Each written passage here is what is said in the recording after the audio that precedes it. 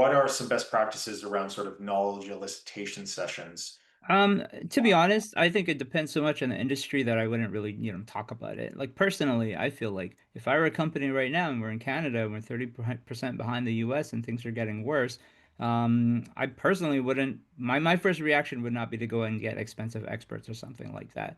I'd be looking at what are non-invasive, quick ways that we can get our productivity up and start experimenting ourselves. And sometimes I think, it is nice to have an expert tell you what to do. I think it is very like comforting, especially if it's in a field that like, where somebody has already kind of established themselves as the experts.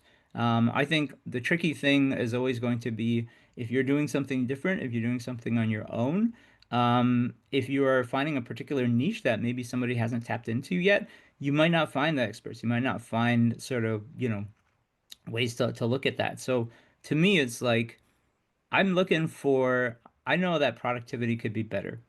I don't have, let's say, tons of cash on hand. I don't have the ability to put my business on pause. We got a lot of work to do, so that a consultant can come in and maybe reevaluate and do all these things that might drastically restructure the company. So I think, and we've been through this process before, it's sort of, well, you're going to have to rely on your experience. You're going to rely on the brains of the company, and you're going to have to make some tough decisions. And you're going to look for ways to make and this is where I think training does fit in. You're going to look for ways to make do with what you got or to optimize what you got. So just in the same way that we talked about tools, training is going to allow you to train out new tools, but it's not going to pay for the tools, right? Same thing with procedures.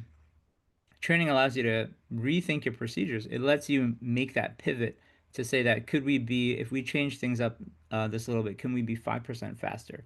And how much, and training lets you push out that optimization.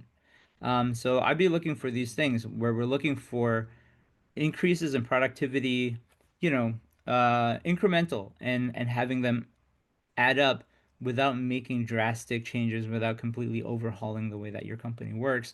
And that's the way I look at productivity right now. It's like you challenge yourself to find sort of the ways that you can increase your productivity, and and we're creating a list of potential things to look at, that would all add up into a bigger picture, right? So to me, like I'm sort of thinking of tools is a big one. If you have a lot of workers that are just walking around and they're doing a lot of manual labor, or there's a lot of repetition, or there's a lot of repeating the same thing on two different sides. I would look at tools as one way that you can streamline that. I would say slow procedures that are inefficient or old or legacy. You just always did them that way. That's another thing I look at. The other big thing, really big thing I would look at is just mistakes, right? If you look at mistakes on any major projects, you almost have to factor in, 10%, 20% extra time, extra cost. And that's going to kill your productivity because you're putting Minimum. time into something that you might have to destroy. You're actually going to have to spend time destroying it and redoing it. And I think costly mistakes are another part of, places that you would look at where you can get that productivity up. And I think, again, this is another sort of training thing. And I think the cost of training is sitting down and thinking about what you want to train out. The cost of training is asking your employees, or is building the training itself. And then the cost of training is asking your employees and your managers to go and do the training. Okay.